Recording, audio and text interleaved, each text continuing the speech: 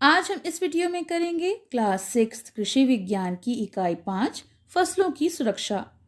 इसमें हम पढ़ेंगे कि फसलों की कीटों, बीमारियों एवं जानवरों से सुरक्षा कैसे करते हैं। पौधों की बाड़ लगाना, खाई द्वारा सुरक्षा, कंटीली झाड़ी एवं कंटीले तार की बाड़ लगाना। तो चलिए पहला टॉपिक पढ़ते हैं, फसलों की कीटों, बीमारियों एवं जानवरों से सुरक्षा।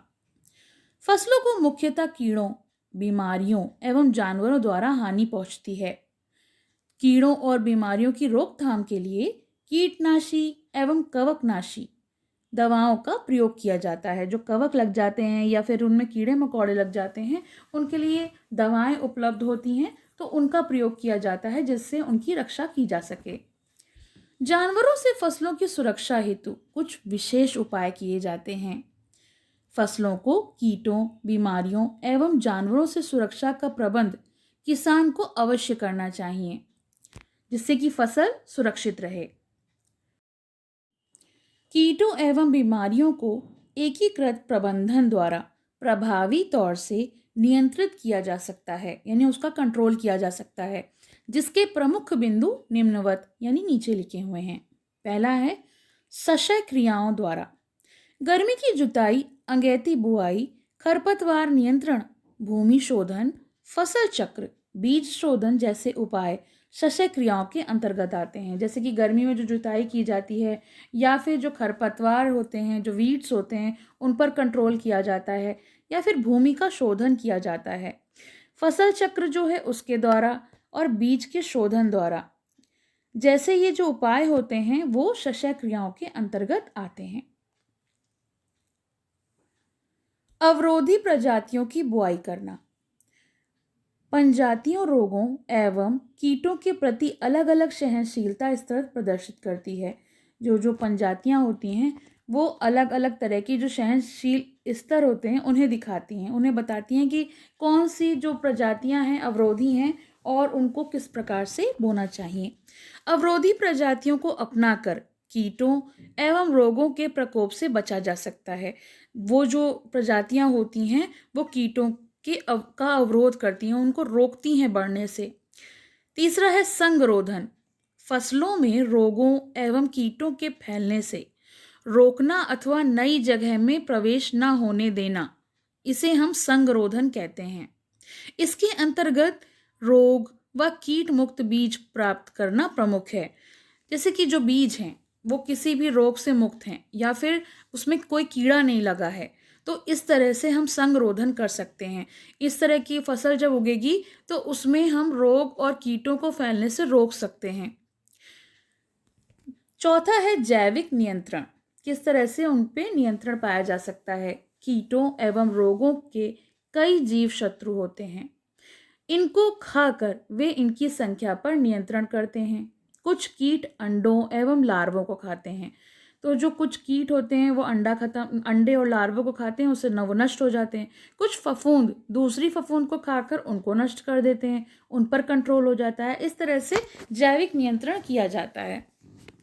पांचवा है यांत्रिक नियंत्रण, इसमें कीटों को हाथ से बीन कर, जाल से पकड़कर, प्रकाश प्रपेश से नियंत्रित किया जाता है।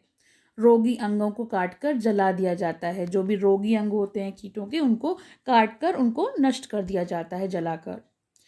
फसलों की जानवरों से सुरक्षा हेतु जो भी उपाय खेत के चारों तरफ किए जाते हैं उन्हें हम कहते हैं बाड़ लगाना। और बाड़ जो है वो कई प्रकार से लगाई जाती है। प्रायः आपने जंगली एवं पालतू पशुओं से सुरक्षा हेतु झाड़ी नुमा पौधे अथवा तार की लगी हुई बाड़ देखी होगी। आपने देखा होगा कि खेत के चारों ओर या तो झाड़ियां बांध दी जाती हैं या फिर तार लगा दिया जाता है। खेत के पारिता यानी चारों ओर किस प्रकार बाड़ लगाई जाए, इसका निर्धारण खेत की स्थिति एवं समय के अनुसार किया जाता है कि खेत की स्थिति है क्या। सामान्यतः जानवरों से फसलों की सुरक्षा निम्नलिखित प्रकार से की जा सकती है। तो अब हम पढ़ेंगे कि किस तरह से हम बाढ़ कहाँ कहाँ किन क्षेत्रों में अलग अलग बाढ़ लगाई जाती है, तो उसके बारे में हम जानकारी लेंगे। चलिए, पहला है पौधों की बाड़ लगाना यानी हेज फेंसिंग। इस विधि में जानवरों से फसलों की सुरक्षा मेड़ों के किनारे झाड़ीदार पौधे लगाकर की जाती है। जो झाड़ीदार पौधे होते हैं उनको चारों तरफ लगा दिया जाता है। बाड़ लगाने हेतु सरपत, मेहंदी इत्यादि पौधों का प्रयोग किया जाता है, क्योंकि इनमें जो है वो झाड़ियाँ होती हैं। इन पौधों की समय समय पर कटाई छटाई करके अनावश्यक बढ़वार को रोकना चाहिए। जैसे कि ये फैल जाते हैं तो इनकी कटाई कर देनी चाहिए, इनको छांट देना चाहिए, जिससे कि इनकी जो बढ़वार है उसे रोका जा सके। फिर होता है कंटीली झाड़ी लगाना, यानी जिनमें कांटे लगे होते हैं उनको लगाकर बाड़नुमा जो स्ट्रक्चर है वो तैयार कर लिया जाता है, जिससे जानवर जो हैं वो फसलों के नहीं पहुंच पाते और फसल जो है वो सुरक्षित रहती हैं। इस विधि में कंटीले पौधों को पास पास बाड़नुमा लगाकर जानवरों से फसलों की सुरक्षा की जाती है।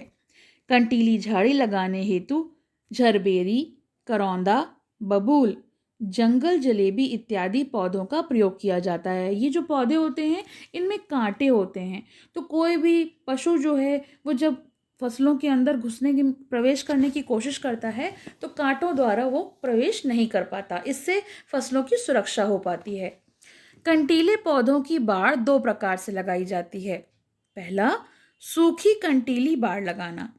कंटीली झाड़ियों की शाखाओं को काटकर खेतों के किनारे अस्थायी बाड़ के रूप में बांध दिया जाता है, तो ये सूख जाती हैं और इनके कांटे जो हैं वो कभी खत्म नहीं होते, तो इनसे सुरक्षा की जा सकती है। दूसरा होता है हरी कंटीली झाड़ियों को लगाकर।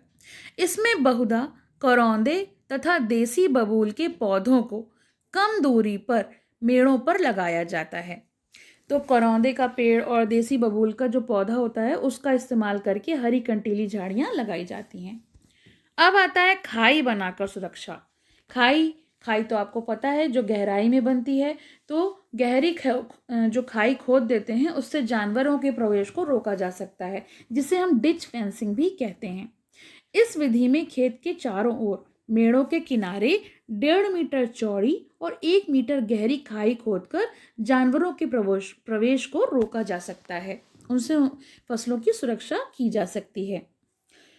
अगला है कंटीले तार की बाड़ लगाना। कंटीले तार जो आपका वायर होता है उससे जो फेंसिंग की जाती है, बार्ब्ड वायर फेंसिंग, तो इसमें कांटे लगे होते हैं इस तार में, और इससे आप अपने घरों की या फिर अपने खेतों की रक्षा कर सकते हैं। आपने देखा होगा गृहवाटिका, जो घर में हमारा गार्डन होता है उसके किनारे जो बड़े प्रक्षेत्र होते हैं उनके चारों ओर खंबे के सहारे कंटीले तार को लगा देते हैं। कंटीले तार लगाने की विधि को कंटीले तार से बनी बाड़ को कंटीले तार की बाड़ कहते हैं। जब इससे जो बाड़ बनाई जाती है इसी को हम कंटीले तार की बाड़ कहते हैं। बाड़ लगाते समय खंभों की ऊंचाई तथा कंटीले तार की बीच की दूरी इतनी रखी जाती है जिससे बड़े जानवर इसे फांद न सकें या अंदर प्रवेश न कर सकें और छोटे जानवर इसमें घुस न सकें। किन्हीं विशेष स्थानों पर दूसरी विधियां भी अपनाई जाती हैं, जैसे जालीदार तार द्वारा या फिर खकड़ी द्वारा बाड़ लगाना। तो अब हम पढ़ेंगे कि जालीदार तार की बाड़ क्या होती है या फिर खकड़ी बाड़ क्या होती है।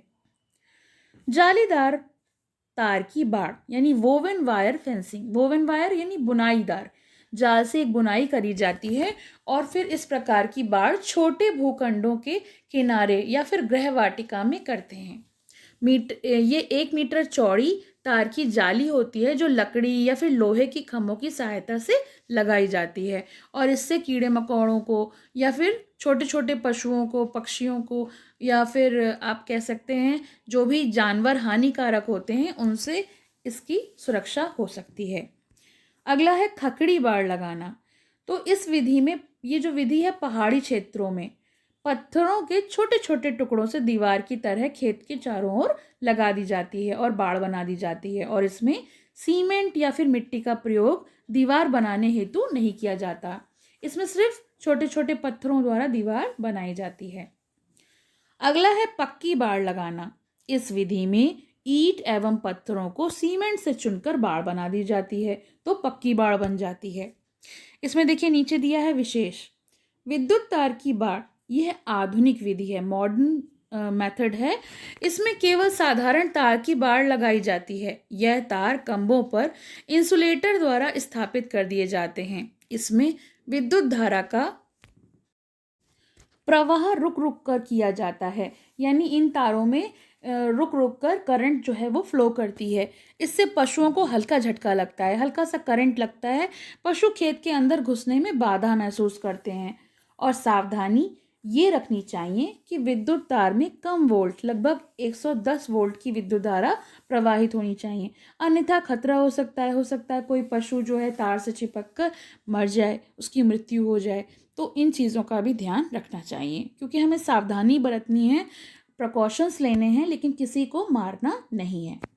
बाड़ लगाने में ध्यान देने योग्य बातें, कुछ बातें ध्यान देने योग्य होती हैं। जैसे पहली, जहाँ जिस प्रकार की आवश्यकता हो वहीं उसी प्रकार की बाड़ लगाई जानी चाहिए, ज़रूरत के अनुसार बाड़ लगानी चाहिए। दूसरा, बाड़ वस्तुओं की उपलब्धता के अनुसार लगानी चाहिए। अब किस प्रकार की वस्तु आपको उपलब्ध है तो उसी तरह की आप बाड़ लगाइए। ये नहीं है कि आप कोई चीज़ को अफोर्ड नहीं कर सकते हैं और फिर भी आपने उसकी बाड़ लगा ली है, तो ज़रूरत के अनुसार बाड़ लगानी चाहिए।